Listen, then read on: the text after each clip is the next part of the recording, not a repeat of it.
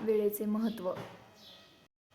एक स्वार आपल्या घोड्याला खरारा करून त्याच्यावर खोगीर घालत असता घोड्याच्या एका पायाच्या नालाचा एक खिळा सुटून पडला आहे असे त्याला दिसले. पण तेथे दुसरा खिळा बसविण्याचे काम त्याने मागे टाकले.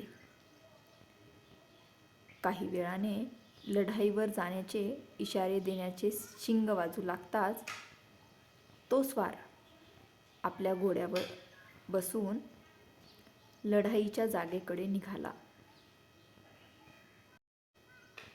त्या फौजेच्या सेनापतीने हुकूम सोडला की सर्वांनी आपले घोडे भरधाव सोडून शत्रूंवर तुटून पडावे व त्यांचा पाठलाग करावा. हुकुमाप्रमाणे तो स्वार आपला घोडा उडवीत चालला असता खिळा पडल्यामुळे सैल झालेला घोड्याचा नाल गळून पडला व त्यामुळे घोडा लंगडत लंगडत चालू लागला. लंगडताना